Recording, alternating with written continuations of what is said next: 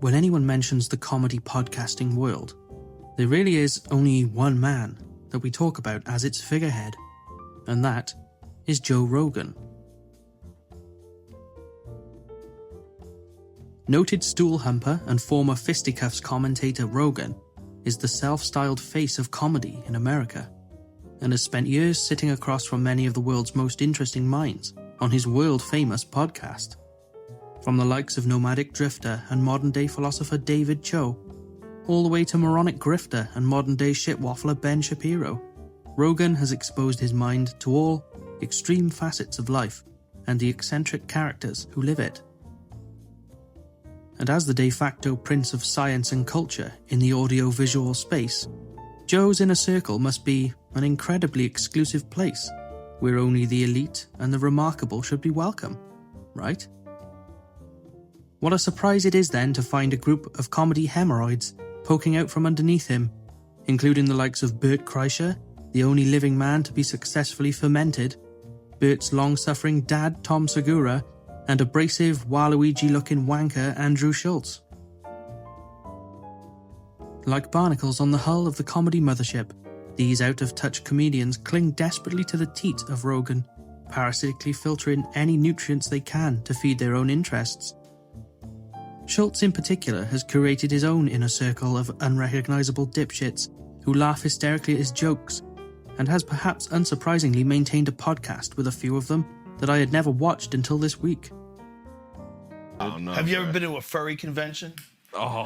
What? What? I'm talking about weird things.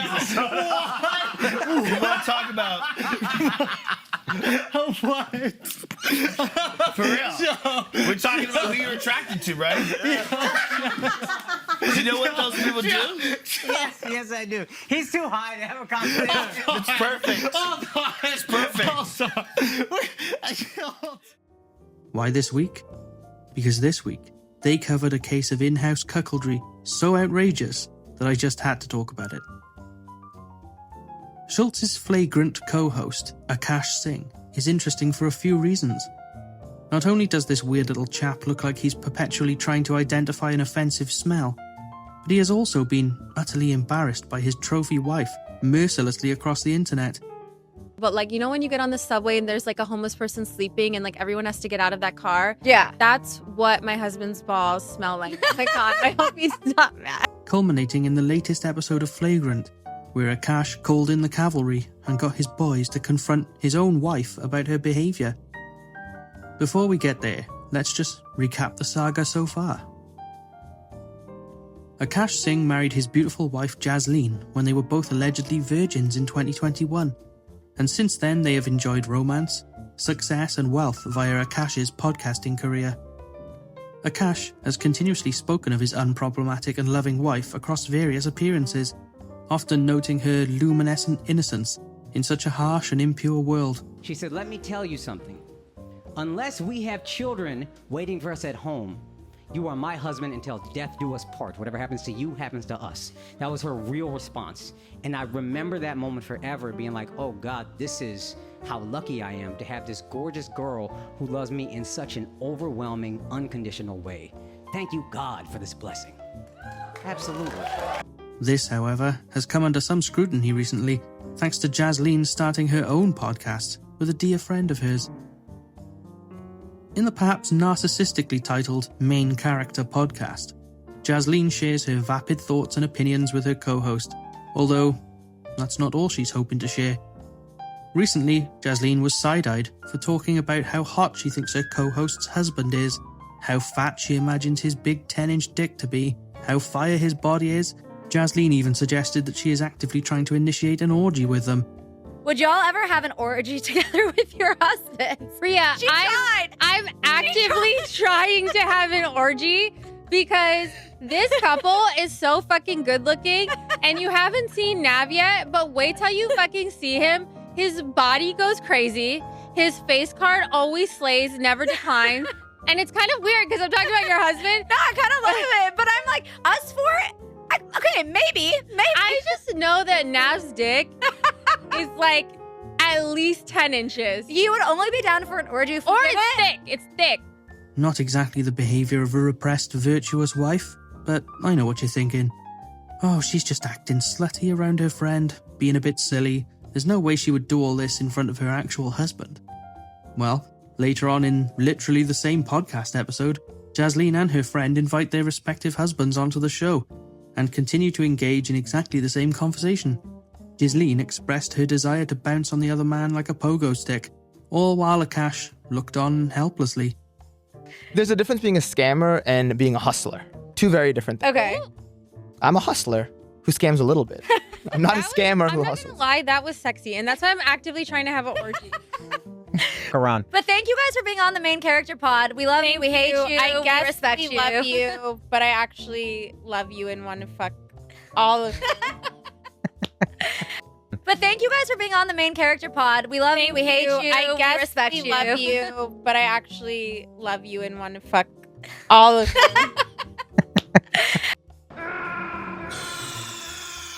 The Rogan Sphere's answer to the Virgin Mary told stories about her college experience, how much she misses the roster of white frat guys she used to live her best life with, and how much she loved popping her pussy.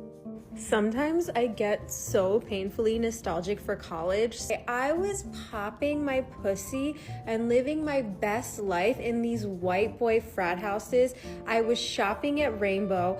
I was eating buffalo chicken wraps every day. I was straightening my hair with my French tips like you could not tell me nothing. And I had a roster of guys that I would rotate through. So it's like, sometimes it like literally hurts my heart. On top of all this abject humiliation, her TikTok page is full of videos where she insults and degrades him and pushes this weird Powerpuff Girl, boss, bitch, feminist persona that she wants people to think she has.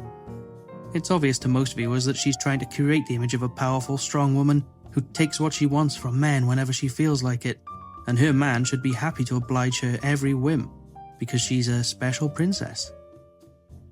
This isn't an outrageous arrangement all by itself. I'm sure plenty of couples in the world have a quote-unquote traditional dynamic. They work hard to dote on their wives and make them feel special, and in return the wife bears their children, maintains the home, and stands by their man no matter what.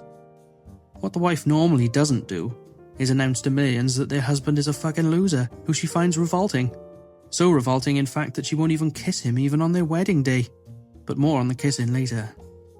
This farcical embarrassment masquerading as a marriage culminated finally in a magnum opus of cringe podcasting, an apotheosis of public humiliation so damaging to everyone involved that it will surely stink up their entire careers, much like the stench allegedly emanating from Akaash's scrotum. In the most recent episode of Flagrant, the crew turned up in force to defend their bro, led by a leering Andrew Schulz, who for some reason came dressed as a womanizing French freedom fighter from the Second World War. Once the stage had been set for a much-needed clearing of the air, the boys then brought out the comedic equivalent of a steaming bag of shit, Jasleen Singh herself, to confront her about all the various faux pas and misdeeds from the last few weeks. It did not, as you can probably guess, go well. The excuses put out for all of this behaviour was wild. It was all a big misunderstanding, you guys. When she said popping her pussy, she just meant getting dressed nice. Yeah, the act of getting dressed up, looking fly as hell, wearing a minimum of 3-inch heels, preferably higher, and dancing your ass off Urban into the Dictionary wee hours of the morning. is That made was what by I a was white doing. Yeah, this is white people's definition of it. This is what you learn. Don't go to Urban. Guys, what do you think popping pussy is?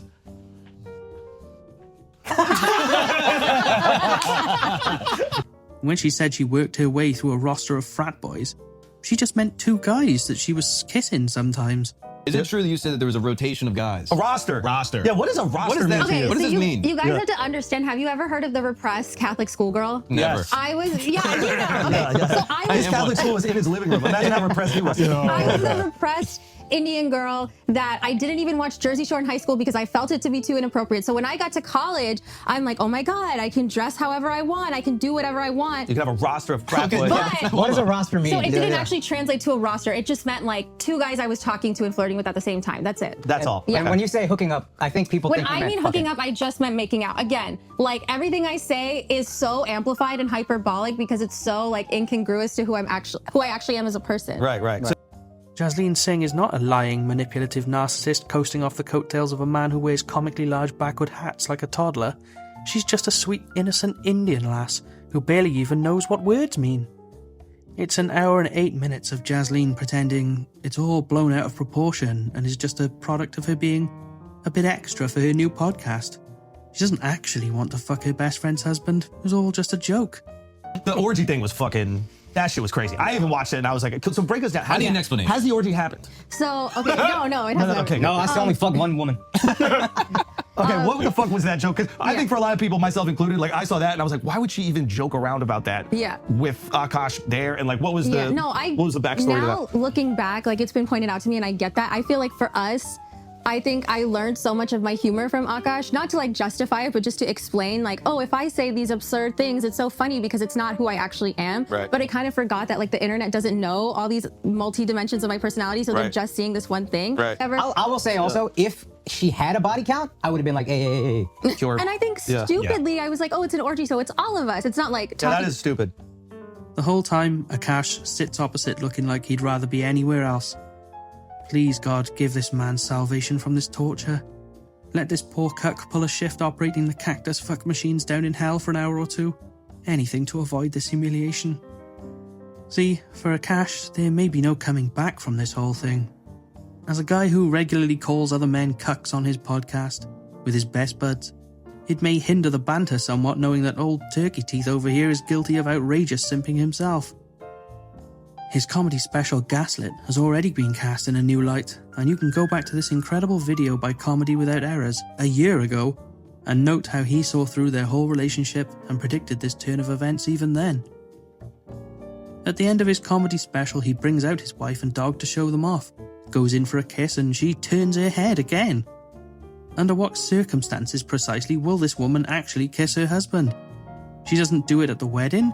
She turns away when he renewed her ring and proposed to her. She avoids his weird pursed lips like they're sea urchins even at the end of his comedy special. What will he have to do to earn that public kiss? Akaash Singh could earn the Nobel Prize for curing childhood obesity, and then, while collecting the award, sacrifice his own life to intervene in a terrorist plot to assassinate the president, and this fucking lady will still present her cheekbone to his dying breath. The scenario is fascinating to me. Jasleen clearly hates Akaash. Do you want to start getting ready when I get back? Don't yell at me like that. I apologize, but would you like to start getting ready when I get back? No. All his friends can see it, all of his fans can see it, all his haters can see it. We're literally all on the same page. The only person who isn't seeing it is Akaash himself. It's almost admirable in a way, watching him ride or die for his wife no matter the consequence. He's out there telling everyone she can't be a gold digger because she stuck by him in 2018 when he was flat broke. Which would be nice if it were true, but according to Jasleen herself, it isn't. But then in 2018, like all of the opportunities started to dry up. He was kind of aging out of the MTV bracket and he wasn't really getting any attention from the industry. So he was pretty much losing all his income. And at the same time, I was working a really toxic job with like a toxic manager and like working till 2 a.m. She left him and fucked off to India to look at other options while he floundered around. And then eventually she saw him pulling it together and came back. So after this, we both took a much needed break and we just needed time to reflect on our own outside of the relationship. I took a trip to India with my mom for my cousin's wedding. We went to see their Bar Sahib, which is the holiest Sikh temple, and I just wanted to find my identity again and reconnect with my spirituality. But Akaash will always see her as the pure and perfect wife, who always stood by him and saved her virginity for him, no matter how much evidence and anecdote she provides to the contrary. I can't wait to see the fallout from this podcast episode. I'm fascinated to see how Akaash deals with this phantasm that will now haunt every performance he ever gives on stage. As a stand-up comedian, there's nothing worse than giving your hecklers ammunition. He's gonna have people rocking up to his shows like a Mexican gunslinger with 2 crossed bandoleros full of your wife's boyfriend jokes. And with the entire Rogan sphere imploding in on itself lately, and more people distancing themselves from the abrasive dipshit podcast era of comedy, a man like Akaash can nary afford to become a laughingstock. It's only a matter of time before he ends up co-hosting Brendan Schaub's next Texas Garage Hotbox podcast. But let me know what you think in the comments, and I'll see you in the next video. Bye.